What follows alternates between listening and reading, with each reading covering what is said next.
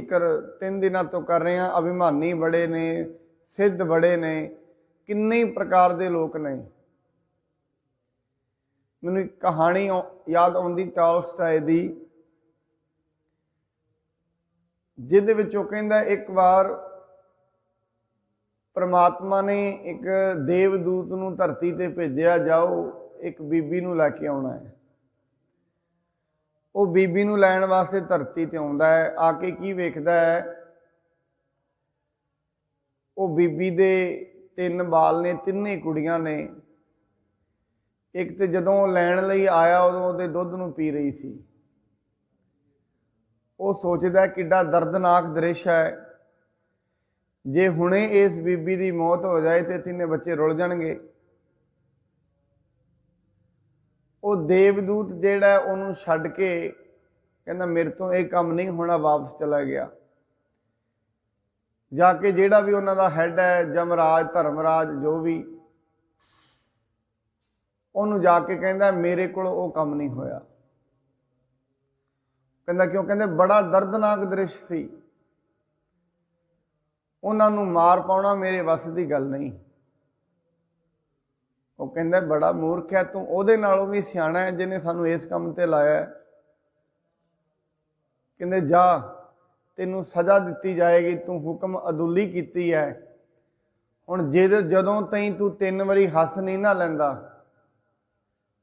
उदों तई तेरा ये पाप प्रायश्चित नहीं होना। हसन का मतलब कि जदों तू जिहड़ी ये मूर्खता कीती है, इस मूर्खता ते हस नहीं ना लेगा, उदों तई तेरा पाप नहीं टुटेगा। साध संगत, दूजे दी मूर्खता ते हस लेना बड़ा सौखा है। अपनी मूर्खता ते जिदन मनुख हस लवे अपने मन के अंदर, ये समझ लो पाप खत्म हो गया, टुट रहा है। क्योंकि पाप तो ही मूर्खता जन्म लेंदी है, या इवें कह लीए मूर्खता ही पाप है। मूर्खता ही जदों मनुख अपनी मूर्खता ते हसदा है, अपने आप नूं कहंदा नहीं ये गलत है, इड्डे माड़े शब्द तू बोले उसनूं, ਇਹਦਾ मतलब यह है ये पुनः चरण कर रहा है, भाव प्रायश्चित कर रहा है। वो देवदूत नूं सज़ा दी गई, तू बीबी नूं नहीं मारिया, तेनों सज़ा ये दी जाएगी। तू 3 वारी जदों तई अपनी मूर्खता ते नहीं हसेगा, उदों तई तेरा छुटकारा नहीं होना। देवदूत धरती ते आउंदा है, एक राह दे विच बैठ जांदा है। इन्नी देर च एक जुत्तियां घड़न वास्ते जा रहा सी। उत्थों जुत्तियां घड़न वाला जांदा जांदा राह विच सोचदा जुत्तियां बना के लै जा रहा सी, उत्थों ही उहदी उपजीविका चलदी सी। जदों वो वेखदा है, वो सोचदा बड़ा गरीब है, देवदूत की दशा बड़ी खराब हुई पई है। उहदा ठंड का टाइम है, इहनूं एक कंबल लै दिना मैं। उन्हें वो चुक के कंबल उहनूं लै दिता, जिन्ने पैसों का सौदा पत्ता लैण लई जा रहा सी। ते कहंदा चलो ठंड का टाइम है, तू मेरे घर चल, घर जाएगा तो उत्थे असीं रवांगे। लै गया नाल। जांदियां नूं वेखदा है, वो जुत्तियां गंढण वाले दे घर दी बड़ी गुस्से विच है, क्रोध विच है। वो समान नहीं लैके आया, उहनूं चीका मार रही है, रो रही है। वो देवदूत हसन लग पिया। जुत्तियां गंढण वाला शख्स पुछदा है, तू हसदा क्यों है? कहंदा इहदा राज मैं तेनों बाद च दसांगा। मैनूं सज़ा ही ये मिली है जदों तू 3 वारी हस नहीं लैंदा। कहंदे मैं हस तां रहा, पहली तो मैं तेनों गल दसनी चाहुंदा, मैं हस तां रहा, तेरी घर दी नूं ये नहीं पता, तेरी घर दी अज दे दृश्य ते फैसला कर रही है, अज नूं वेख के। क्योंकि असी जिहड़ी भी जिंदगी का नतीजा अंदाज़ा लाउने अज ते खलो के लाउने, जो चीज़ अज मिली है। मतलब ये अज कितों मनुख नूं पैसे मिलने सन, अज नहीं मिले, जां अज किसी इंटरव्यू सी कामयाब नहीं होया, उत्थे खलो के मनुख नतीजा ला लैंदा बस मेरी जिंदगी खराब है। अज कोई काम होना सी वो नहीं होया, उत्थे मनुख नतीजा ला लैंदा जिंदगी खराब है, पर उसनूं ये नहीं पता वो नतीजा अज च खलो के ला रहा है। ਹੁਣ ਉਹਦੀ ਬੁੱਧੀ ਤੇ ਸੀਮਤ ਹੈ, ਕਿ ਮਨੁੱਖ ਦੀ ਮੱਤ ਅਸੀਮ ਥੋੜੀ ਨਾ ਹੈ, ਸੀਮਤ ਹੈ। ਇਸ ਕਰਕੇ ਜ਼ਿੰਦਗੀ ਦੇ ਵਿੱਚ ਮਨੁੱਖ ਕਈ ਵਾਰੀ ਬੜੇ ਗਲਤ ਅੰਦਾਜ਼ੇ ਲਗਾ ਲੈਂਦਾ, ਬੜੇ ਗਲਤ। ਜਿਵੇਂ ਅੱਜ ਜ਼ਿੰਦਗੀ ਦੁੱਖਾਂ ਵਿੱਚ ਹੈ ਨਾ, ਤੇ ਮਨੁੱਖ ਅੰਦਾਜ਼ਾ ਲਗਾ ਲਏਗਾ ਬਸ ਇਹ ਠੀਕ ਹੀ ਨਹੀਂ ਹੋਣੀ, ਇੱਥੋਂ ਹੀ ਅੰਦਾਜ਼ਾ ਨਹੀਂ। ਮਨੁੱਖ ਆਪਣੇ ਤੌਰ ਤੇ ਅੰਦਾਜ਼ਾ ਲਗਾ ਸਕਦਾ ਹੈ, ਪਰ ਉਹਦੀ ਜ਼ਿੰਦਗੀ ਕੈਸੀ ਹੋਣ ਵਾਲੀ ਹੈ ਆਉਣ ਵਾਲੇ ਸਾਲ ਵਿੱਚ ਉਹਨੂੰ ਨਹੀਂ ਪਤਾ। ਕਈ ਵਾਰੀ ਮਨੁੱਖ ਹੰਕਾਰ ਕਰਦਾ ਹੈ ਅੱਜ ਨੂੰ ਵੇਖ ਕੇ, ਅੱਜ ਮਾਇਆ ਹੈ ਕੋਲ, ਅੱਜ ਇੱਜ਼ਤ ਹੈ, ਅੱਜ ਧਨ ਦੌਲਤ ਹੈ, ਅੱਜ ਨੂੰ ਵੇਖ ਕੇ ਹੰਕਾਰ ਕਰ ਲਏਗਾ, ਪਰ ਉਹਨੂੰ ਇਹ ਨਹੀਂ ਪਤਾ 1 ਸਾਲ ਬਾਅਦ ਇਹਦੇ ਉਲਟਾ ਹੋਣ ਵਾਲਾ ਹੈ ਸਾਰਾ ਕੁਝ। ਮਨੁੱਖ ਅੱਜ ਦੇ ਵਿੱਚ ਖਲੋ ਕੇ ਕੱਲ ਦੇ ਨਤੀਜੇ ਲਗਾਉਂਦਾ ਹੈ। ਉਹ ਬੀਬੀ ਨੇ ਵੀ ਐਵੇਂ ਕੀਤਾ, ਦੇਵਦੂਤ ਕਹਿੰਦਾ ਇਹ ਰੋਂਦੀ ਪਈ ਹੈ, ਪਰ ਇਹ ਅੱਜ 'ਚ ਖਲੋ ਕੇ ਨਤੀਜਾ ਲਗਾ ਰਹੀ ਹੈ। ਇਸ ਨੂੰ ਇਹ ਨਹੀਂ ਪਤਾ ਆਉਣ ਵਾਲੇ ਟਾਈਮ 'ਚ ਮੇਰੇ ਕਰਕੇ ਤੇਰੇ ਇਸ ਘਰ 'ਚ ਪਤਾ ਨਹੀਂ ਕਿੰਨਾ ਕੁ ਪੈਸਾ ਆਉਣਾ ਹੈ। ਇਹਨੂੰ ਇਹ ਨਹੀਂ ਪਤਾ, ਅੱਜ ਤੇ ਮੈਨੂੰ ਇਹ ਗਾਲਾਂ ਕੱਢ ਰਹੀ ਹੈ। ਹੁਣ ਉਹ ਦੇਵਦੂਤ ਸੀ, ਦੇਵਦੂਤ ਦੀ ਬੁੱਧੀ ਵੈਸੇ ਹੀ ਤਕੜੀ ਹੋਣੀ ਸੀ। ਉਹਨੇ 5-7 ਦਿਨਾਂ 'ਚੋਂ ਜੁੱਤੀਆਂ ਗੰਢਣ ਦਾ ਸਾਰਾ ਕੰਮ ਸਿੱਖ ਲਿਆ। ਹੁਣ ਏਡੀ ਵਧੀਆ ਵਧੀਆ ਜੁੱਤੀਆਂ ਬਣਾਉਂਦਾ, ਲੋਕੀ ਉੱਤੋਂ ਕਢਵਾਉਣ ਲਈ ਆਉਂਦੇ ਨੇ। ਇੰਨੇ ਵਿੱਚ ਕਰਦਿਆਂ ਕਰਦਿਆਂ ਦੂਜਾ ਆਰਡਰ ਆਉਂਦਾ ਇੱਕ ਰਾਜੇ ਦਾ ਉਹਨਾਂ ਕੋਲ। ਉਹ ਜੁੱਤੀਆਂ ਬਣਾਉਣ ਲੱਗਦਾ ਹੈ, ਤੇ ਰਾਜੇ ਦਾ ਜਿਹੜਾ ਅਹਿਲਕਾਰ ਹੁੰਦਾ, ਕਹਿੰਦੇ ਚਮੜਾ ਬੜਾ ਮਹਿੰਗਾ ਹੈ, ਪੂਰਾ ਪੂਰਾ ਹੀ ਹੈ, ਇਹਦੀ ਜੁੱਤੀ ਬਣਾਉਣੀ ਹੈ, ਸਲੀਪਰ ਨਹੀਂ ਬਣਾਉਣੇ। ਕਿਉਂਕਿ ਰੂਸ ਦੇ ਵਿੱਚ ਸਲੀਪਰ ਉਹਨੂੰ ਪਾਏ ਜਾਂਦੇ ਨੇ ਜਿਹੜਾ ਮਰ ਜਾਏ। ਹੁਣ ਦੇਵਦੂਤ ਫਿਰ ਉਹਦੇ ਸਲੀਪਰ ਬਣਾ ਦਿੰਦਾ ਹੈ। ਉਹ ਮਾਲਕ ਜਿਹੜਾ ਉਹਨੂੰ ਬੜਾ ਕੁੱਟਦਾ ਹੈ, ਉਹ ਫਿਰ ਹੱਸਣ ਲੱਗ ਜਾਂਦਾ ਹੈ। ਦੂਜੀ ਵਾਰੀ ਹੱਸਿਆ, ਉਹ ਕਹਿੰਦਾ ਕਿਉਂ ਹੱਸ ਰਿਹਾ? ਕਹਿੰਦਾ ਹੁਣ ਮੈਂ ਤੇਰੀ ਮੂਰਖਤਾ ਤੇ ਹੱਸ ਰਿਹਾ। ਕਿਹੜੀ ਗੱਲੋਂ? ਇੰਨੀ ਦੇਰ ਦੇ ਵਿੱਚ ਉਹ ਰਾਜੇ ਦਾ ਅਹਿਲਕਾਰ ਭੱਜ ਗਿਆ। ਕਹਿੰਦੇ ਜੁੱਤੀ ਨਾ ਬਣਾਈ, ਸਲੀਪਰ ਬਣਾ ਦੇ, ਰਾਜਾ ਚਲਾ ਗਿਆ। ਕਹਿੰਦੇ ਤੈਨੂੰ ਆਉਣ ਵਾਲੇ ਕੱਲ ਦਾ ਨਹੀਂ ਪਤਾ, ਉਹਦੇ ਹੁਕਮ ਦੇ ਉਹਦੀ ਰਜਾ ਵਿੱਚ ਕੀ ਹੋਣਾ ਹੈ, ਤਾਂ ਕਰਕੇ ਤੂੰ ਨਾਰਾਜ਼ ਹੋ ਰਿਹਾ ਹੈ, ਪਰ ਉਹਦੀ ਰਜਾ ਕੁਝ ਹੋਰ ਹੈ, ਤੇਰੀ ਮੂਰਖਤਾ ਹੈ। ਤੇ ਮਨੁੱਖ ਪੈਰ ਪੈਰ ਤੇ ਮੂਰਖਤਾ ਕਰਦਾ ਹੈ। ਮਨੁੱਖ ਦੇ ਪਰੇਸ਼ਾਨ ਹੋਣ ਦਾ ਕਾਰਨ ਕੀ ਹੈ? ਜਿੱਥੇ ਅੱਜ ਖੜਾ ਹੈ ਇਹ ਇੱਥੇ ਖਲੋ ਕੇ ਆਪਣੇ ਮਨ ਨਾਲ ਨਤੀਜੇ ਲਾਈ ਜਾਂਦਾ, ਐਵੇਂ ਹੋਏਗਾ, 5 ਸਾਲਾਂ ਬਾਅਦ ਐਵੇਂ ਹੋਏਗਾ, 10 ਬਾਅਦ ਇਵੇਂ ਹੋਏਗਾ, ਪਰ ਇਹਨੂੰ ਇਹ ਨਹੀਂ ਪਤਾ ਰੱਬ ਕੀ ਕਰਨ ਵਾਲਾ, ਇਹਨੂੰ ਇਹ ਨਹੀਂ ਪਤਾ। ਹੁਣ ਇਹ ਜੋ ਨਤੀਜੇ ਅਸੀਂ ਅੱਜ ਲਗਾ ਰਹੇ ਹਾਂ ਉਹ ਸਾਰੇ ਥੋੜ੍ਹੀ ਨਾ ਸੱਚੇ ਹੋਣਗੇ। ਕਦੇ ਵੇਖ ਲਵੋ, ਅੱਜ ਤੋਂ 2 ਸਾਲ ਪਿੱਛੇ ਜਾਵੋ ਆਪਣੀ ਜ਼ਿੰਦਗੀ ਦੇ ਵਿੱਚ, ਜੋ ਕੁਝ ਸੋਚਿਆ ਸੀ ਉਹ ਨਹੀਂ ਹੋਇਆ, ਤੇ ਬਹੁਤ ਕੁਝ ਐਸਾ ਹੋ ਗਿਆ ਜਿਹੜਾ ਸੋਚਿਆ ਵੀ ਨਹੀਂ ਸੀ। ਜੋ ਮਨ ਚਿੱਤ ਨਾ ਚੇਤੇ ਸਨ, ਜੋ ਚੀਜ਼ਾਂ ਚਿੱਤ ਚੇਤੇ ਵਿੱਚ ਵੀ ਨਹੀਂ ਸਨ ਉਹ ਹੋ ਗਈਆਂ ਨੇ। ਅੱਜ ਤੋਂ 5 ਸਾਲਾਂ ਬਾਅਦ ਵੀ ਉਹ ਚੀਜ਼ਾਂ ਹੋਣੀਆਂ ਨੇ ਜਿਹੜੀਆਂ ਜ਼ਿੰਦਗੀ 'ਚ ਕਦੇ ਸੋਚੀਆਂ ਹੀ ਨਹੀਂ। ਤੇ ਬਹੁਤ ਕੁਝ ਐਸਾ ਹੋਣਾ ਹੈ ਜਿਹੜਾ ਸੋਚਿਆ ਨਹੀਂ, ਤੇ ਬਹੁਤ ਕੁਝ ਐਸਾ ਹੋਣਾ ਹੈ ਜਿਹੜਾ ਸੋਚਿਆ ਸੀ ਉਹ ਨਹੀਂ ਹੋਇਆ। ਬਾਣੀ 'ਚ ਗੁਰੂ ਤੇਗ ਬਹਾਦਰ ਮਹਾਰਾਜ ਕਹਿੰਦੇ ਨੇ, ਨਰ ਚਾਹਤ ਕਛ ਔਰੈ ਕੀ ਔਰੈ ਪਈ। ਇਹਦੇ ਵਿੱਚ ਮਹਾਰਾਜ ਇੱਕ ਸ਼ਬਦ ਹੋਰ ਵੀ ਐਡ ਕਰਦੇ ਨੇ, ਵੇਖੋ, ਕਹਿੰਦੇ ਜਤਨ ਬਹੁਤ ਸੁਖ ਕੇ ਕੀਏ, ਦੁੱਖ ਕੋ ਕੀਓ ਨਾ ਕੋਏ, ਕਹੋ ਨਾਨਕ ਸੁਨ ਰੇ ਮਨਾ, ਹਰ ਭਾਵੈ ਸੋ ਹੋਏ। ਇੱਥੇ ਦੱਸਦੇ ਨੇ ਤੂੰ ਯਤਨ ਤੇ ਸਾਰੇ ਸੁੱਖ ਦੇ ਕੀਤੇ ਨੇ, ਫਿਰ ਮਨੁੱਖ ਨੂੰ ਦੁੱਖ ਕਿਉਂ ਮਿਲਿਆ? ਇਹ ਵੇਖੋ, ਅੱਜ ਤਾਈਂ ਸਿੰਗਲ ਮਨੁੱਖ ਦੁਨੀਆ ਤੇ ਐਸਾ ਹੋਏ ਜਿਹਨੇ ਦੁੱਖ ਲਈ ਯਤਨ ਕੀਤੇ ਹੋਣ? ਕਿਸੇ ਨੇ ਨਹੀਂ ਕੀਤੇ। ਫਿਰ ਦੁੱਖ ਮਿਲਿਆ ਕਿਉਂ ਹੈ? ਦੁੱਖ ਉਹਦੀ ਸ੍ਰਿਸ਼ਟੀ ਦਾ ਇੱਕ ਹਿੱਸਾ ਹੈ। ਇਸ ਕਰਕੇ ਬਾਣੀ ਕਹਿੰਦੀ ਇਹ ਮਨਾ ਤੂੰ ਸੁਣ ਲੈ, ਤੇਰੇ ਕੀਤਿਆਂ ਜ਼ਿੰਦਗੀ 'ਚ ਸੁੱਖ ਨਹੀਂ ਪੈਦਾ ਹੋਣੇ, ਤੇ ਤੇਰੇ ਕੀਤਿਆਂ ਜ਼ਿੰਦਗੀ 'ਚ ਦੁੱਖ ਨਹੀਂ ਪੈਦਾ ਹੋਣੇ। ਹਰ ਭਾਵ ਐਸਾ ਹੋਏ, ਰੱਬ ਜਿੱਧਰ ਲਾਏਗਾ ਉਧਰ ਤੈਨੂੰ ਲੱਗਣਾ ਪਏਗਾ। ਜੇ ਸੁੱਖ ਦੇਗਾ ਸੁੱਖ 'ਚ ਰਹਿਣਾ ਪਏਗਾ, ਦੁੱਖ ਦੇਗਾ ਦੁੱਖ 'ਚ ਰਹਿਣਾ ਪਏਗਾ। ਦੇਵਦੂਤ ਉੱਤੇ ਹੱਸਿਆ, ਇੰਨੇ 'ਚੋਂ ਰਾਜੇ ਦੇ ਸਲੀਪਰ ਲੈ ਗਿਆ। ਇੰਨੇ ਦੇ ਵਿੱਚ ਤੀਜੀ ਵਾਰੀ ਉਹ ਲੜਕੀਆਂ ਜਿਨ੍ਹਾਂ ਕਰਕੇ ਇਹਨੂੰ ਸਜ਼ਾ ਮਿਲੀ ਸੀ ਉਹ ਆ ਗਈਆਂ ਤਿੰਨੇ, ਨਾਲ ਉਹਨਾਂ ਦੇ ਇੱਕ ਬੁੱਢੀ ਔਰਤ ਹੈ। ਉਹ ਬੁੱਢੀ ਔਰਤ ਆਈ, ਕਹਿੰਦੇ ਇਹਨਾਂ ਤਿੰਨਾਂ ਦੀਆਂ ਜੁੱਤੀਆਂ ਬਣਾਉਣੀਆਂ ਨੇ। ਉਹਨੇ ਦੇਵਦੂਤ ਨੇ ਵੇਖਿਆ ਤੇ ਵੇਖ ਕੇ ਹੱਸ ਪਿਆ। ਕਹਿੰਦਾ ਹੱਸਦਾ ਕਿਉਂ ਹੈ? ਕਹਿੰਦੇ ਇਹਨਾਂ ਤਿੰਨਾਂ ਲੜਕੀਆਂ ਕਰਕੇ ਮੈਨੂੰ ਸਜ਼ਾ ਮਿਲੀ ਹੈ ਇੱਥੇ। ਕਹਿੰਦੇ ਮੈਂ ਸੋਚਦਾ ਸੀ ਇਹਦੀ ਮਾਂ ਇਕੱਲੀ ਹੈ, ਪਿਤਾ ਦੀ ਪਹਿਲਾਂ ਮੌਤ ਹੋ ਗਈ ਹੈ, ਇਹ ਤਿੰਨੇ ਰੁਲ ਜਾਣਗੀਆਂ, ਇਹਨਾਂ ਨੂੰ ਕੌਣ ਰੋਟੀ ਪਾਣੀ ਖਵਾਏਗਾ? ਤੇ ਮੈਂ ਇਹਦੀ ਮਾਂ ਨੂੰ ਬਿਨਾਂ ਮਾਰਨ ਤੋਂ ਛੱਡ ਕੇ ਧਰਮਰਾਜ ਦੇ ਕੋਲ ਚਲਾ ਗਿਆ ਸੀ, पर कहता अज मैं वेखदा ये बुढ़ी औरत जिहदे कोल बड़ा पैसा है, वो कहती है भाई इन्हां दी माँ मर गई सी, मैं सोचिया माँ इन्हां दी चली गई है, मैं इन्हां नूं पालदी हाँ। कहते मेरे कोल बड़ा पैसा सी पर मेरे कोल बच्चा कोई नहीं सी, मैं तिन्हां कुड़ियां नूं लै गई, वैसे इन्हां गरीबी च मरना सी, हुण सारी उम्र इन्हां दी अमीरी च निकली है, ते हुण राजियां दे घरां च वहीआं जाणगीआं। देवदूत हੱਸਿਆ। देवदूत कहंदा वाकिया विच ही मैनू धर्मराज ठीक कहंदा सी, कहंदे जिन्ने सानू बनाया तू उहदे नालों भी सियाणा हो गया। साध संगत इस करके उहदी जिहड़ी रचना है, उहदी रचना ते कदे कटाक्ष नहीं करना चाहिए परमात्मा दी। वो जो कुछ कर रहा है बहुत ठीक कर रहा है, सोच समझ के कर रहा है। उहदी रचना दे विच जो कुछ भी हो रहा है वो बिल्कुल सटीक ते सही हो रहा है। याद रखना जदों परमात्मा ने किसी नूं सीधे बन्ने लाउणा है, उन्होंने उस प्रकार के बंदे मिलाने शुरू कर दिंदा है, उस प्रकार के मनुख आने शुरू हो जाते। ये भी है लक्षण पहला ही विख जाते हैं, काम बाद विच हुंदा। जिवें एक मकान बनाउणा है तो जिथे मकान बनेगा ना उत्थे लक्षण पहला विखणगे, लोग उत्थों जमीन साफ करनगे, उत्थे इट्टां आ जाणगियां, बजरी आ जाएगी, रेता आ जाएगी, लक्षण पहला आ गए ना। जिवें जिंदगी दे विच कोई भी काम होना हुंदा है, उहदे लक्षण पहला आ जांदे ने।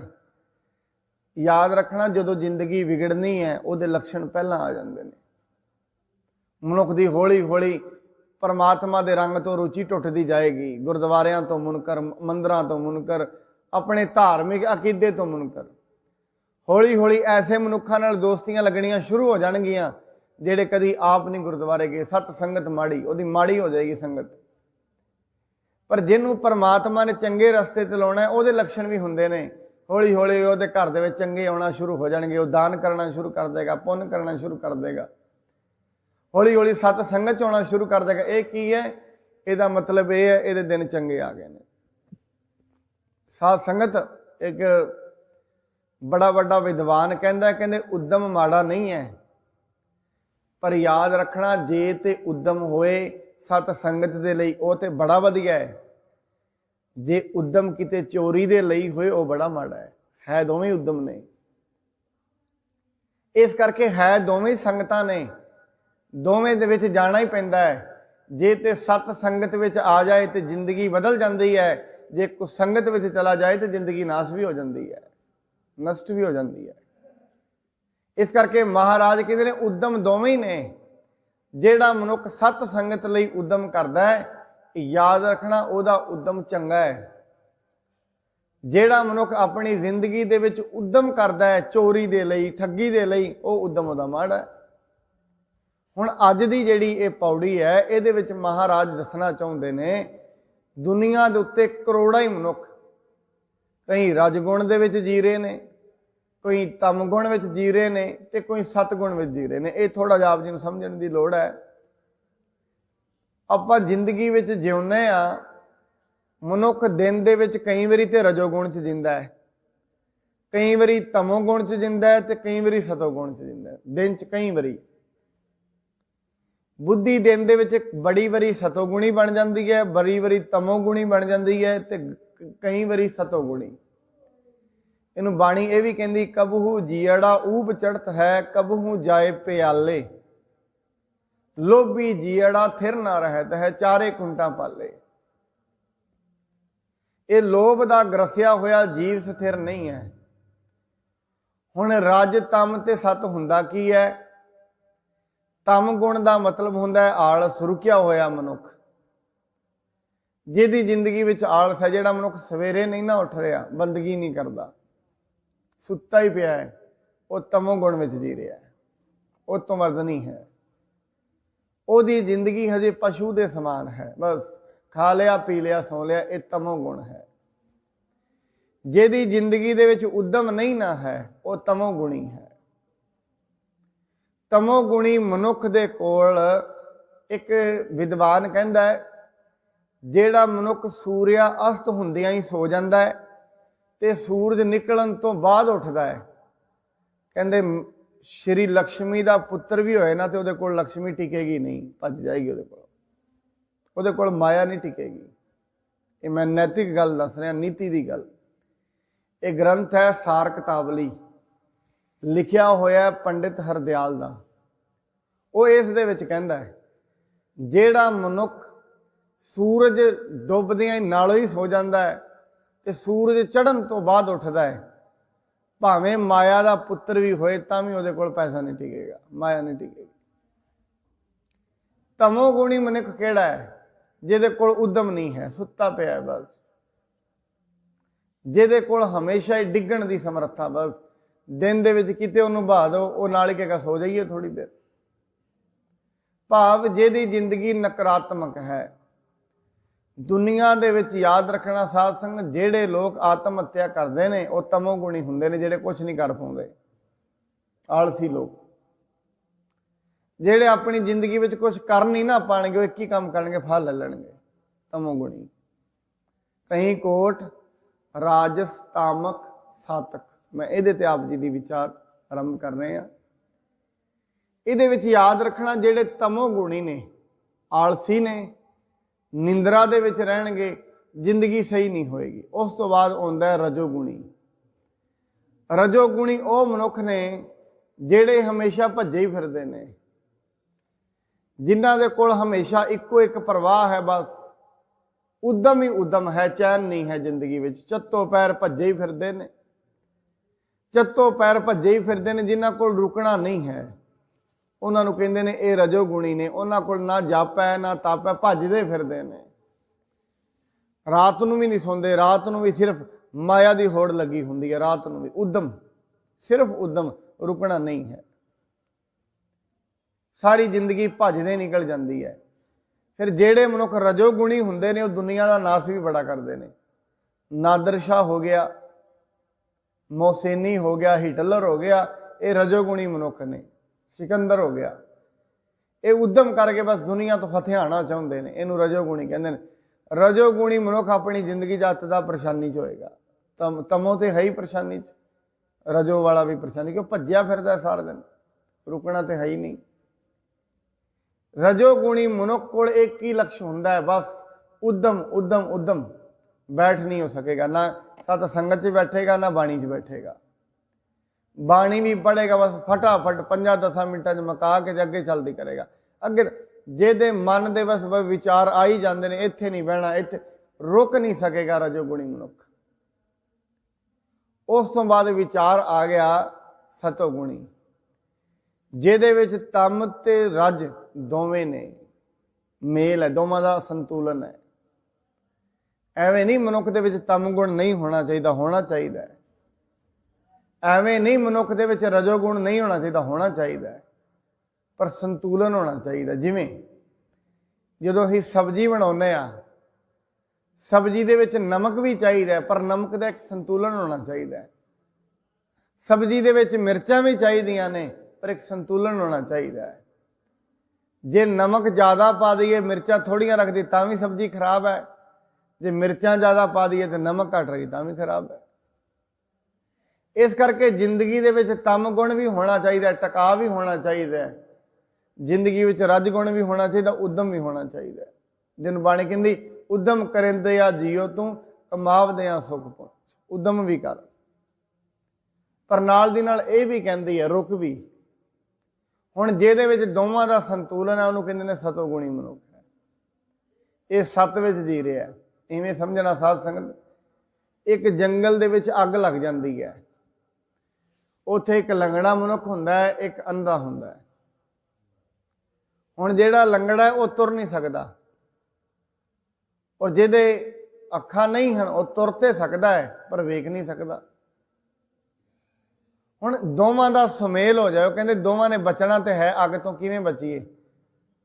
ਹੁਣ ਜਿਹਦੇ ਲੱਤਾਂ ਨਹੀਂ ਨਾ ਕੰਮ ਕਰਦੀਆਂ, ਉਹ ਕਹਿੰਦਾ ਹੈ, ਮੈਂ ਅੰਧੇ ਨੂੰ ਕਹਿੰਦਾ ਮੈਂ ਤੇਰੇ ਮੋਢਿਆਂ ਤੇ ਬਹਿ ਜਾਣਾ, ਤੂੰ ਤੁਰਦਾ ਰਹਿ, ਮੈਂ ਤੈਨੂੰ ਰਾਹ ਦੱਸਦਾ ਰਹਾਂਗਾ, ਦੋਵੇਂ ਬਚ ਜਾਵਾਂਗੇ, ਅੱਗ ਤੋਂ ਬਚ ਜਾਣਗੇ ਦੋਵੇਂ, ਕਿਉਂਕਿ ਇੱਕ ਮੋਢਿਆਂ ਤੇ ਬਹਿ ਜਾਏਗਾ, ਇੱਕ ਚੱਲੀ ਜਾਏਗਾ ਉਹਦੇ ਲੱਤਾਂ ਨੇ। ਇਵੇਂ ਸਾਧ ਸੰਗਤ ਜ਼ਿੰਦਗੀ ਦਾ ਸੁਮੇਲ ਹੈ। ਜ਼ਿੰਦਗੀ ਦੇ ਵਿੱਚ ਸਮਝ ਲਓ ਜਿਹੜਾ ਤਮ ਗੁਣ ਹੈ ਇਹ ਰਾਹ ਵਿਖਾ ਦੇਗਾ। ਰੁਕਿਆ ਹੋਇਆ ਮਨੁੱਖ ਹੈ, ਜਿੰਨਾ ਰੁਕਿਆ ਹੋਏਗਾ ਉਨਾ ਸ਼ਾਂਤ ਹੋਏਗਾ, ਉਨਾ ਵੱਡਾ ਬੁੱਧੀ ਦਾ ਮਾਲਕ ਹੋਏਗਾ। ਜਿਹੜਾ ਮਨੁੱਖ ਜਿੰਨੀ ਸਹਿਜ ਚ ਹੁੰਦਾ ਹੈ ਨਾ, उन्नी बुद्धि का मालक होंदा है, पर उहदे विच थोड़ा रजोगुण भी होना चाहिए, थोड़ा क्रियाशील भी होए। इस करके रजोगुण के उत्ते जदों तमोगुण बह जाता है फिर वो सतगुण में अपड़ जाते हैं, भाव जंगल तो बाहर आ जाते हैं सतगुण में। पर गुरबाणी कहती जाना भावें इन्हां तो भी उत्ते है, पर ये तीन ने रजो तमो ते सतो। सारे दिन दे विच मनुख तिन्नां गुणां चों निकलदा, ये नहीं है। कई ऐसे ने, कई रजो विच ही जीड़ने, जिन्ने लीडर ने जिन्ने राजनीतिक ने ये रजो गुण विच ने, बस भज्जो भजाई हथियार लवो सारा कुछ, ये रजो गुण च नहीं। इन्हां दी जिंदगी च चैन नहीं है। याद रखना साध संग जिहड़े नशे करते ने, शराब पींदे, हुण अनेक प्रकार के नशे ने, वो तमोगुण विच जी रहे ने। उन्हां दी जिंदगी च भज दौड़ नहीं, भी पीओ ते सो जाओ, पीओ ते सो जाओ।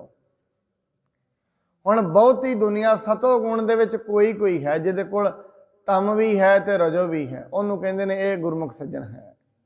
कोई कोई, हरेक कोई नहीं, कोई कोई। इस करके मनुख दे कोल दोवें चीज़ां बराबर नहीं हैं। मनुख दे कोल रजोगुण है ते तमोगुण है, दोवें गुरुद्वारे भी आउंदे ने, रजो वाला भी, तमो वाला भी ते सतो वाला भी, तिन्ने ही आउंदे ने। इस करके तिन्नां दा संतुलन बहुत जरूरी है। इस करके कदे वारी वेखना, कई बारी घर ही बैठा होए मनुख, कई बारी बैठिया बैठिया ख्याल आउंदा मैं जिंदगी च पिछे रह गया, कुछ नहीं किया, भज। फिर दूजा ख्याल यह हैगा नहीं नहीं नहीं भज के की करांगे, की लैके जाना इथों, बस नाल ही बह जाएगा तमोगुण। फिर जो संतुलन हो गया, चल मनुख रब की बंदगी करिए, ये सतोगुण, सतसंगत में चलीए, ये सतोगुण। ये सतोगुण का प्रभाव है, आप सतसंगत में आए हो, वो लैके आया सतगुण। सतगुण कोई समाप्ति नहीं है, शुरुआत है। जदों तई सतगुण नहीं ना आएगा उदों तई तुरिया अवस्था ते नहीं मनुख पहुंच सकेगा। सतगुण ते शुरुआत है, एक दिन सतगुण तो भी उत्ते चला जाना है कि जिथे पाप ते पुण्य दोवें बराबर हुंदे ने। हजे ते शुरुआत है। सतसंगत विच आउणा ये तां आप जी आए हो, सतगुण लैके आए है। रजो हुंदा तां भी नहीं बैठ पाउंदे सतसंगत विच, जे तमो हुंदा तां दिल करना चल सो जाइए, रजो हुंदा चल भज के घर काम करांगे, दोवें चीज़ां ने। जिहदे तमोगुणी होएगा वो कहेगा नहीं चल इत्थों उठ के चलिए जाके सोवांगे, रजोगुणी कहेगा नहीं, रजोगुणी की बिरती की होएगी नहीं नहीं चल कोई काम करांगे जाके, रजोगुणी। सतोगुणी कहंदा है यार काम ते चलते रहने ने, जिंदगी चलती रहनी है, कमाउंदे भी रहना, थोड़ी देर सतसंगत भी करिए, ये सतगुण का प्रभाव है। ये तां आप जी इत्थे बैठे, पर यह शुरुआत है, इत्थे बैठना शुरुआत है, अंत नहीं है। इत्थों बैठ के मनुख नूं बंदगी करन दी प्रेरणा मिलेगी। बंदगी करके किहड़ी चीज़ की प्राप्ति होनी है, कर्म वधणगे इत्थे बैठ के। फिर ये जिहड़े कर्म ने चंगे चंगे विचार अंदर लैके आउणगे। हुण महाराज कहंदे कई कोट वेद पुराण सिमरित अर शास्त्र, करोड़ां ही मनुख ने जिहड़े वेदां पुराणां सिमरतियां दा पाठ करदे ने दुनिया विच, करोड़ां ही लोग ने, एक नहीं है। भाव इत्थे करोड़ां ही लोग ने जिहड़े ज्ञान नूं पढ़दे ने। कई कोट कीए रतन समुंद, कई करोड़ां ही रतन समुंदर दे विच हैगे ने, कई करोड़ां। देखो एक कुदरत है, ਉਹਦੀ ਉਹਨੇ कुदरत ਦੇ ਵਿੱਚ ਕੀ ਚੀਜ਼ਾਂ ਬਣਾਈਆਂ ਨੇ, ਇਹ ਗੁਰੂ ਅਰਜਨ ਸਾਹਿਬ ਮਹਾਰਾਜ ਦੱਸ ਰਹੇ ਨੇ। ਵਾਹਿਗੁਰੂ परमात्मा की रचना किड्डी अद्भुत है। जे कोई सुरत वाला होएगा ना, इनू वेख के ਉਹਦੇ ਵਿੱਚ उमा पैदा हो जाएगा। गुरबाणी ਦੇ ਵਿੱਚ ना आसा दी वार च महाराज ने शब्द वरते है विस्माद नाद विस्माद वेद। महाराज सच्चे पातशाह कहते ने नाद विस्माद है, आप नाद विच विस्माद की कादी गल है, पर यह चीज़ अनुभव होने वाली है, दसन वाली नहीं है। विस्वादी अवस्था का मतलब अचरजता, भी कमाल है परमात्मा, नाद किड्डी चीज़ है। नाद वेखदा नहीं है फिर भी अंदर नूं सुकून दिंदा है। वेद किड्डा किड्डा ज्ञान तू धरती ते पैदा किया है, ये उहदी रचना है। नानक रचना प्रभ रची बहु विधानक प्रकार, कई प्रकार नाल, और वो अपनी रचना दे विच बदलाव भी लैके आउंदा रहिंदा है। ये रचना कोई स्थिर नहीं है। जिंदगी मनुख की रोज़ रोज़ बदलती है, अज भी बदली है, कल फिर बदलेगी। बड़ी बारी बेनती की साध संगत, गुरबाणी कहती या तो जिंदगी बदल रही है या खत्म हो रही है। शारीरिक तौर पर जिंदगी खत्म हो रही है, मानसिक तौर पर बदल रही है। वो जी बदल भी रही है या तो सीधी अवस्था च बदल रही है, पुठी, या तो जिंदगी रब वाले बन्ने जा रही है या बिल्कुल प्याल वाले बन्ने, धरातल वाले बन्ने जा रही है। हर बिसरत तेरे गुण गलिया, या तो परमात्मा नूं विसर के जिन्ने क गुण इनू मिले सी वो खत्म हो रहे हैं। भाव जिन्नी कि इसनूं बुद्धि परमात्मा ने दिती सी वो खत्म हो रही है। जिन्नी समझ परमात्मा दे नाल मिलना की है साध संगत, समझ मिलनी। जिन्ना परमात्मा दे नाल मिलिया होया मनुख होएगा ना, उन्ना ज़्यादा समझदार होएगा, उन्ना ज़्यादा। जिन्ना परमात्मा तो दूर होएगा उड्डा वड्डा मूर्ख होएगा, उड्डा वड्डा बेवकूफ होएगा। जिन्ना परमात्मा दे नाल जुड़े मनुख की पहचान ही यह है, उन्ना ही ज़्यादा समझदार। और समझ समझ के एड्डी समझ का मालक बन जाएगा, दुनिया उन्हें समझना ही बंद कर देगी। बस ये सच्चाई है। परमात्मा दे भगत इन्ने ज़्यादा समझदार हो जाते हैं, फिर उन्हां दीयां गल्लां दुनिया की समझ विच नहीं आउंदियां। फिर दुनिया की करती है, उन्होंने फावां ते लटका देंदी है, तत्तियां तवियां ते बहा देंदी है, दिल्ली के चांदनी चौंक दे विच सीस अलग हो जाते हैं उन्हां दीयां गल्लां। इन्नी ज़्यादा समझ अगे वध जाती है, दुनिया के सिर दे उत्तों जांदियां ने गल्लां उन्हां दीयां। जां वेखो दो बंदियां दी गल्लां जिंदगी समझ नहीं आउंदियां, जां पागल दियां जां संत दियां। संत दी गल एड्डी वड्डी हुंदी है, गुरु दी गल एड्डी वड्डी है, मनुख के सिर दे उत्तों निकल जाती है। पागल की गल इन्नी नीवी है, मनुख के पैरों थलों निकल जाती है। इस करके गुरु की गल नूं समझना ये बड़ी वड्डी कर्मां की निशानी है। गुरु की बाणी समझ विच आउणी, बाणी के एक एक अखर नूं समझ के अंदर भाव पैदा होना बड़ी वड्डी गल है। हुण महाराज बाणी विच कहिंदे ने, परमात्मा ने रचना एड्डी तकड़ी बनाई है जिहदे विच अभिमानी ने कल्याण, पर जिन्ना मनुखा नूं परमात्मा ने पर अपने वाले बन्ने लाया होया वो किस्मत वाले ने। बस ये भी समझने वाली गल है, क्योंकि वो समझदार ने। दुनिया विच परमात्मा ने सब नूं समझ दिती हुई है, सारिआं नूं, जिन्नी दुनिया ते लोग आए ने, जिन्ने दुनिया ते लोग ने सारे ही समझदार ने। पर जिमें जिमें वो परमात्मा नूं विछड़दे ने, ना समझ दियां पंडा भरियां जांदियां, जिन्हों कूड़ दी कंध महाराज ने कहा। जिमें जिमें परमात्मा तो दूर हुंदे जाणगे, हौली हौली भ्रिष्ट हुंदे जाणगे, हौली हौली लोभ वधदा जाएगा। जिमें लोभ वधदा है बुद्धि खत्म कर दिंदा है। लोभी मनुख ना परिवार नूं समझ सकदा है, ना रिश्तेदारी नूं समझ सकदा है, अपने लोभ दे पिछे किसी नूं भी खत्म कर सकदा है लोभी। जिमें जिमें लोभ वधदा है बुद्धि भ्रिष्ट, जिमें जिमें अंदर क्रोध वधेगा इन्ना उबाला वध जाएगा, अंदर काम वधेगा, मनुख की बुद्धि भ्रिष्ट, कुछ समझ विच नहीं आएगा।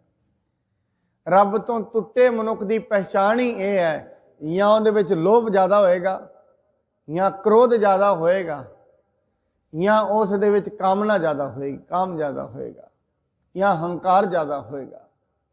ये उहदी रचना है।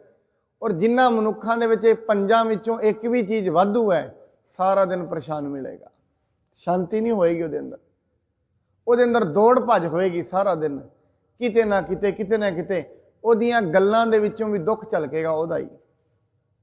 मस्कीन जी कहंदे ने, कहंदे एक बारी मैं भगत पूरन सिंह दे नाल पिंगलवाड़े चला गया, मैं नाल ही जाना सी ते मैनूं वो कहंदे ने, कहंदे मैं आख्या मैं किसी पागल दे नाल मिल के गल करनी है। वो कहंदे ने ना, जेड़े इत्थे असीं पागल लिआंदे ने ना भगत पूरन सिंह जी, वो कहण लगे जेड़े इत्थे पागल ने ये दुनिया 'च जिथों कितों नहीं ना ठीक होए वो इत्थे ने। हुण मनुख पागल भी हो जाता है। कहंदे हाँ जी, कहंदे मैं गल करनी है। कहंदे असीं पहुंचे, पागलों का थोड़ा अड्ड सी पागलखाना, कहंदे उत्थे जाके खलो गए। इन्ने विच की वेखदे ने, दोवें पागल आपस दे विच लड़ पए, एक दूजे दे कपड़े पाड़ दिते, कहंदे एक दूजे दे वाल भी फड़ लए ते दोवें होर किसी तो ते छुटे ना, भगत पूरण सिंह की आवाज़ वो जानते होंगे सन। देखो किड्डी बंदगी सी उन्हां दी। कहते उन्हां आके उन्होंने डकिया, भगत पूरण सिंह ने थोड़ा धमकाया तो दोवें साइड च हो गए। पर कहते दोवां ने हाथों में वाल फड़े हुए एक दूजे दे। मस्कीन नूं कहंदे ने वेख ला इन्हां दे कोल जाना है, ऐसा हशरे कर देंदे ने। कहंदे क्यों? कहंदे इन्हां दी जिंदगी दे विच क्रोध उबाले मारदा, ताई ते पागल हो गए ने। इन्हां विच क्रोध वधिया होया है, ताई ते इहनूं पागल कर दिता है। कोई ना कोई विकार मनुख नूं पागल कर दिंदा है। जदों भी मनुख किसी भी विकार नाल पागल हो जाए, अत दा क्रोधी होएगा, पागल झट लड़ पैंदा है। ये याद रखना, जेड़े भी विकार ने अज भी, भावें वो पागलखाने च नहीं गया मनुख, एक विकार भी उहदे ते हावी होवे, पंजां विचों एक भी, तिन्नां विचों दो ते उहदे रिफ्लैक्शन करते हैं ना, क्रोध ते नाल मोह, तिन्नां विचों एक भी विकार हावी होवे, उस मनुख सिरे दा क्रोधी होएगा। लोभी होए जां कामी होए जां हंकारी होए, सिरे दा क्रोधी होएगा, सिरे दा। आप जी जिवें ही उहदे मार्ग दे विच बाधा पाओगे, मारन ते ही जाएगा। ईवन के इन्ना शरीर खत्म करने ते जाएगा। इस करके भरा भरा नूं वट्टां दे पिछे गोलियां मार दिंदे ने। आप अखबारां में सुनदे हो, प्यो पुत्र नूं गोलियां मार दिंदा। क्यों? सिरे तो वधिया होया लोभ। जदों सिरे तो लोभ वध जाए, बुद्धि खत्म हो जाती है, सिर्फ अंदर क्रोध रह जाता है, होर कुछ भी नहीं रहिंदा। फिर उन्हों मां मां नहीं नजर आएगी, दुश्मन नजर आएगी। पिता पिता नहीं नजर आएगा, पिता दुश्मन नजर आएगा। जिन्नियां पिता दे परोपकार ने सब भुल जाएगा, मां दे जिन्ने परोपकार ने सब भुल जाएगा। क्यों? बुद्धि नहीं रही। विचारण ने तो समझना है, मन दे विच विचार ही नहीं रहे। विचार ने तो समझना सी मेरी मां है, विचार नाल ही समझ आना है, इन्हें मेरे ते आ परोपकार किते ने, आ किते ने, खत्म, सब कुछ खत्म। मां नूं मारन ते ही जांदा है, भरा नूं मारन ते ही जांदा है, अपनी कौम नूं मारन ते ही जांदा है, सब कुछ खत्म हो जाता है। ये उहदी रचना है। उन्हें अपनी रचना दे विच इड्डा वड्डा पसारा बनाया होया है। पर धन्नवाद है परमात्मा दा, जिन्हां ने उन्हें सत गुण सत संगत दे विच लाया होया है। क्यों? सत संगत विच आके बंदगी दा पता लगदा है। जिमें जिमें बंदगी अंदर जाएगी, शांति पैदा होएगी, समझ पैदा होएगी। बंदगी दे नाल आउणा की है? समझ आउणी है। गुर कै शब्द सो समझ परी, हार परयो स्वामी कै द्वारै, दीजै बुद्ध विवेका। विवेक बुद्धि मिलेगी, समझ दी। फिर रोज बंदगी कर करके, समझ समझ के, इनू समझ विच आ जाना है। परमात्मा समझ विच नहीं आउंदा, ये समझ विच आएगा। रोज रोज समझ समझ के ये समझ विच आउणा है, मैं अपनी जिंदगी दे विच बहुते यतन ना करा। क्यों? मैं अपनी जिंदगी विच परमात्मा नूं काबू करन वाल जा रहा।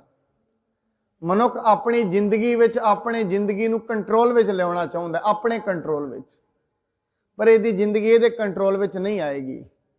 अपने कंट्रोल विच किवें लियाउणा चाहुंदा? ये सोचदा है मैं वध तो वध धन कमा लवांगा, जिंदगी मेरे कंट्रोल च आ जाएगी, सारियां घटनावां मेरे कंट्रोल च आ जाणगियां। एवें नहीं होना है। तां तो मनुख कमाउंदा है। ये सोचता जिवें ही ज़्यादा पैसा वधेगा, शरीर मेरे कंट्रोल विच। क्यों? बीमार होवांगा, डॉक्टर कोल चला जावांगा, कंट्रोल विच। दुनिया मेरे कंट्रोल विच, पैसा आएगा, दुनिया मेरे कंट्रोल विच आ जाएगी। ऐसा नहीं होना। ये तो अज ही मनुख नूं दिशा छड्ड देनी चाहिए है। मनुख दुनिया ते मेहनत तां कर रहा है, ये दुनिया नूं अपनी मुट्ठी विच लेना चाहुंदा है। ऐसा नहीं होना। क्यों? क्योंकि मनुख करता नहीं है, करता कोई होर है। कई बारी सब कुछ होंदियां भी बहुत कुछ ऐसा वापर जाता है, मनुख असमर्थ हो जाता है, उत्थे कुछ नहीं कर पाउंदा। बहुत कुछ होंदियां भी, सारे साधन होंदियां भी ऐसी बीमारी मनुख नूं लग जाती है, सारा पैसा कोल पिया, असमर्थ हो गया, पैसा भी नहीं चल रहा। ऐसा भी हो जाता है। मुट्ठी विच नहीं आउणी, सेहत मुट्ठी विच नहीं आ सकती। साध संगत याद रखना, दुनिया मुट्ठी विच नहीं आएगी, दुनिया के कारोबार मुट्ठी विच नहीं आउणगे। दुनिया एको एक दी वस विच है, वो परमात्मा है, होर किसी दे वस विच ना आई है ना आउणी है। उहदे हुक्म दे विच जो होना है वो हो ही जाना है। इस करके महाराज कहंदे ने, कई कोट नाना प्रकार जंत, पता नहीं किन्ने प्रकार के उन्हें जंत पैदा किए ने। वेखो जंत पैदा किए ने और सारिਆਂ ਵਿੱਚ आप ही है। जंत उन्हें पैदा किए ने सारिਆਂ ਵਿੱਚ आप ही है। मैं कई बार सोचदा है मनुख परमात्मा की रचना ਨੂੰ मुट्ठी ਵਿੱਚ करना चाहता। कहते एक बार एक राजे ਨੂੰ श्राप मिल गया, तू 7वें दिन मरना है, तेरी मौत होएगी। वो सोचता है मेरी किवें हो जाएगी, मैं अपनी जिंदगी बड़ा वड्डा उपराला करांगा। उन्हें समुंदर दे विच जाके शीशे का महल बना लिया, आना किसी ने नहीं है। मुट्ठी विच करना चाहता, उन्हें पता है मेरे को पैसा है, मैं पैसे के हिसाब नाल मुट्ठी विच कर लांगा। पर साध संगत याद रखना, जिन्ने जीव ने वो भी तो परमात्मा के वस विच ने ना। कई बार ऐसा होंदा है मनुख अपनी जिंदगी बड़ी सूझबूझ नाल मोटरसाइकिल चला रहा है, रब ने जो उन्होंने डिगना है ना, कि पता कोई चूहा ही उधरों निकल के आ जाए, वो टायर चढ़े, टायर फिसल जाए दे जाएगा, ये की पता है। उसकी रचना में है ना, वो अधीन है। उन्हें जिदन डिगना है ना माड़ा माड़ सड़क तो, मैं अगे कई बार ऐसा होंदा है अगे जा ही रहा सी, उधरों सप निकलिया, मैं ब्रेकां मारिया, मूँह थले वज्जा, नाल ही टुट गया। हुण उहनूं किहने कड्ढिया, वो अगे पिछे क्यों नहीं आया? वो जिहड़ा सप है उदों ही क्यों निकलिया, अगे पिछे क्यों नहीं निकलिया? वो वस विच है उहदे।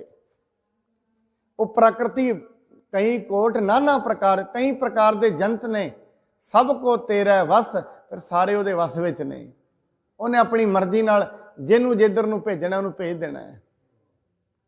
इस करके उन्हें सोचा महल बना लिया, नहीं जावांगा। इन्हें सारे लोग उन्होंने बधाइयां देन आउण 7वें दिन। 2-4 जने नाल गुलदस्ते भी लैके आए, गुलदस्ते लैके आए, सूंघण लग्या, एक छोटा जिहा सप दा बच्चा गुलदस्ते दे विच ही नक दे विच ही वड़ गया, उत्थे खत्म हो गया। भाव ये मनुख अपनी जिंदगी विच करोड़ां यतन भी कर लेगा तां भी जिंदगी दे वस विच आउण वाली नहीं है। मनुख बेबस ही रहेगा। बस ये एक ही गल कर सकता है, हे परमात्मा तेरी रचना च मैं इन्ना कह सकदा, जो तुद भावै साई भलीगा। यहाँ गुरु साहब एक होर भी शब्द वरतते हैं जपजी साहब च, गुरा एक देह बुझाई सबना जियां का एक दाता, सो मैं विसर ना जाई। बस आ काम हो सकता है। हे गुरु जी मैनू एक चीज़ बुझा दे, मैनू एक चीज़ की समझ दे दे, जो दुनिया नू पैदा करने वाला, बनाउण वाला, मारन वाला, दुनिया नू रोटी देने वाला परमात्मा है ना, रोटी देने वाला। ये भी याद रखना, साथ संगत आपां शब्द वरतदे हां, दुनिया नू बनाउण वाला फिर पालन वाला। ਇਹਦਾ मतलब रोटी परमात्मा दे रहा है, मनुख नहीं कमा रहा। ਉਹਨੂੰ ਲੈ ਜਾਂਦਾ है जिथे जिथे उन्हें बनाई है ना, जहाँ दाने तहाँ खाने लै जाता है, जिथे जिथे भी वो तो लै जाता है। इस करके महाराज कहते ने जेड़ा पालन वाला है तू ਉਹਦੇ ਅੱਗੇ अरदास कर सकता है, जे बेबस है। बस इन्नी गल है, अरदास हो सकती है, हुक्म नहीं। महाराज ताई दे आसा दी वार च कहते ने उत्थे दे कही बने अरदास, उत्थे दे अरदास बनती है, नाल सेती खसम हुक्म ना चलई, तिथे कही बने अरदास। ये गुरुद्वारे आने आ, मंदिर मस्जिद जिथे भी मनुख जाता है, उत्थे परमात्मा के हुक्म नहीं है, अरदास है, सिर्फ अरदास। वो अगली ओदी मर्जी है, वो मन्ने भावें ना मन्ने। हाँ एक गल है, जदों अरदास भाव दे विच निकलदी है, बाणी दे विच ये भी शब्द है, जदों अरदास असमर्थता विचों निकलदी है, भी मैं हुण असमर्थ नहीं हाँ, मेरे वस विच कुछ नहीं, जिस दिन उस तल तो अरदास निकलती है, महाराज कहते सारे कारजां विच आप सहाई भी हो जाता है। सभो भजै आसरा, चुकै सब असराओ, चित आवै उस पार ब्रह्म, लगे ना ताती वाओ। ਇਹਦਾ मतलब है जदों अरदास असमर्थता विचों निकलती है, समर्थ नहीं है, उस दिन सब कुछ हो सकता है। अगे महाराज कहते ने कई कोट किए चिर जीवे, कई रचना दे विच ऐसे ने जेड़े सदा बड़े लम्मे तई जींदे ने। कई कोट गिरी मेर सुवर्ण थिए, कई कोट ने कई करोड़ा ही। वड्डे वड्डे मेर वर्गे जेड़ा वड्डा पहाड़ है मेरू पर्वत, वड्डे वड्डे पहाड़ बनाए ने।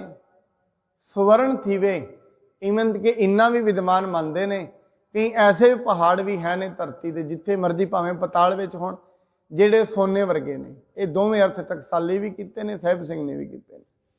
अगे कहते हैं कई कोट जखिया किन्नर पिसाच, कई कोट भूत प्रेत सूकर मृगाज। करोड़ा ही जुनियां भूतां प्रेतां दियां ने। ਕਰੋੜਾਂ ਹੀ ਜਿਹੜੀਆਂ ਵਿਖਦੀਆਂ ਨਹੀਂ। ਇਸ ਦੁਨੀਆ ਦੇ ਉੱਤੇ ਕਈ ਜੁਨੀਆਂ ਐਸੀਆਂ ਨੇ ਜਿਹੜੀਆਂ ਵਿਖਦੀਆਂ ਨਹੀਂ, ਇਹਨਾਂ ਅੱਖਾਂ ਨਾਲ ਨਹੀਂ ਵਿਖਦੀਆਂ, ਹਵਾਵਾਂ ਨੇ ਬਸ। ਇਸ ਹਵਾ ਦੇ ਵਿੱਚ ਕਰੋੜਾਂ ਹੀ ਐਸੀ ਜੁਨੀਆਂ ਨੇ, ਜਿਵੇਂ ਗੁਰੂ ਅਮਰਦਾਸ ਮਹਾਰਾਜ ਜੀ ਨੇ ਇੱਕ ਸਿੱਖ ਨੂੰ ਇਹਨਾਂ ਜੁਨੀਆਂ ਦਾ ਰਾਜ ਦੇ ਦਿੱਤਾ ਸੀ, ਜਿਨ੍ਹਾਂ ਨਾ ਵਿਖਣ ਵਾਲੇ ਜੀਵ ਨੇ, ਇਹਨਾਂ ਜੁਨੀਆਂ ਦਾ। ਹੁਣ ਦੁਨੀਆ ਤੇ ਅੱਜ ਮੰਨਦੀ ਹੈ, ਮਹਾਰਾਜ ਨੇ ਉਦੋਂ ਦੇ ਦਿੱਤਾ ਸੀ। ਆ ਕਰੋਨਾ ਵਿਖਦਾ ਤੇ ਨਹੀਂ ਨਾ, ਨਹੀਂ ਵਿਖਦਾ। ਬੜੀ ਐਸੀ ਦੁਨੀਆ ਹੈ ਜਿਹੜੀ ਵਿਖਦੀ ਨਹੀਂ। ਸਾਧ ਸੰਗਤ, ਸਾਡੇ ਸਰੀਰ ਦੇ ਅੰਦਰ ਐਸੀ ਦੁਨੀਆ ਇੱਕ, ਜਿੱਥੇ ਸਾਰਾ ਦਿਨ ਯੁੱਧ ਚੱਲਦਾ ਹੈ ਅੰਦਰ ਹੀ, ਤੇ ਵਿਖਦੀ ਨਹੀਂ ਆ। ਬਿਮਾਰੀਆਂ ਲੱਗਦੀਆਂ ਨੇ, ਉਹ ਜਦੋਂ ਅੰਦਰਲੇ ਸੈਨਿਕ ਕਮਜ਼ੋਰ ਹੁੰਦੇ ਨੇ ਬਿਮਾਰੀ ਲੱਗ ਜਾਂਦੀ ਹੈ। ਅੰਦਰ ਯੁੱਧ ਸਾਰਾ ਦਿਨ ਚੱਲਦਾ ਰਹਿੰਦਾ ਹੈ ਸਾਡੇ ਅੰਦਰ, ਸਰੀਰ ਦੇ ਅੰਦਰ, ਨਹੀਂ ਵਿਖਦਾ। ਅੰਤ ਦੇ ਵਿੱਚ ਮਹਾਰਾਜ ਕਹਿੰਦੇ, ਸਭ ਤੇ ਨੇਰਾ ਸਭ ਹੂੰ ਤੇ ਦੂਰ, ਨਾਨਕ ਆਪ ਅਲਿਪਤ ਰਹਿਆ ਭਰਪੂਰ। ਪਰਮਾਤਮਾ ਸਾਰਿਆਂ ਤੋਂ ਨੇੜੇ ਵੀ ਹੈ, ਸਾਰਿਆਂ ਤੋਂ ਦੂਰ ਵੀ।